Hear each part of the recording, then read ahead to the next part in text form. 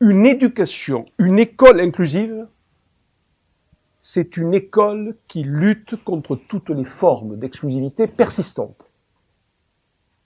Une société inclusive, c'est une société qui lutte contre toutes les formes d'exclusivité persistantes dans la vie citoyenne.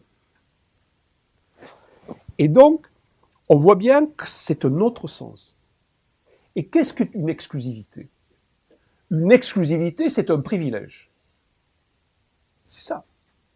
C'est une école qui n'est plus le privilège de quelques-uns, sous prétexte qu'ils sont advenus au monde préservés de cette forme de surfragilité que l'on appelle handicap. L'école ne leur est pas exclusive. Vous et moi, on l'a cru. On a cru que les autres procédaient. Non. L'école est patrimoniale. Ce n'est pas une exclusivité pour ceux qui ont été préservés de cette forme de fragilité-là. Ça ne peut pas l'être. Que nous nous soyons construits comme ça culturellement, c'est vrai, nous en sommes héritiers de cette forme culturelle. Mais ça ne peut pas fonctionner comme ça. Donc une école inclusive, c'est une école qui lutte contre ces formes-là de privilèges et d'exclusivité.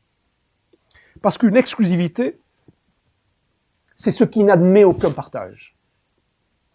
C'est ce qui donne à penser qu'à un moment donné, les personnes disent « mais il n'est pas à sa place, il faut le placer ailleurs ». Parce qu'ici, on est au bon âge, on est à la bonne moyenne, on est dans la bonne classe.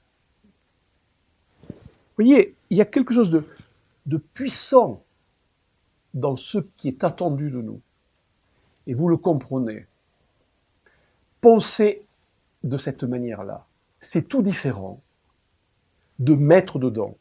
Dans l'idée d'inclusion, je mets dedans et j'enferme. Je raconte souvent cette anecdote de deux mamans. Je racontais d'ailleurs, je crois qu'il y a une présence de l'OCH ici, a bien voulu me demander un entretien sur ces questions, et je cite cet exemple dans l'entretien. Deux mamans qui discutaient, elles avaient deux fillettes du même âge. Hein. L'une est en situation de handicap et l'autre non. Et donc la maman, elle conversait, dit ma fille, l'année prochaine, sera en cours préparatoire. Elle sera scolarisée en cours préparatoire. Très bien, scolarisée, cours préparatoire, tout va bien. Puis la maman qui a une petite fille en situation de handicap dit l'école l'a acceptée en inclusion scolaire. Deux fillettes du même âge, dans une école qui est un patrimoine commun. Comme si l'une, elle était maman d'un élément étranger. Et moi, ils ont bien voulu l'accepter en inclusion scolaire. Mes amis, cela n'a pas de sens de continuer à s'exprimer ainsi.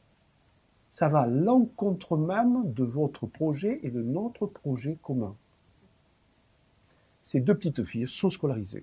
Il n'y a aucune raison de donner à penser à l'une qu'elle est un élément exogène, que l'école a bien voulu en son sein, mais qu'elle n'en relève pas tout à fait. Vous pouvez prendre les mêmes exemples dans le monde du travail. Le vocabulaire nous dit ce que nous sommes. Il donne une image de la société. Il sculpte en nous une image.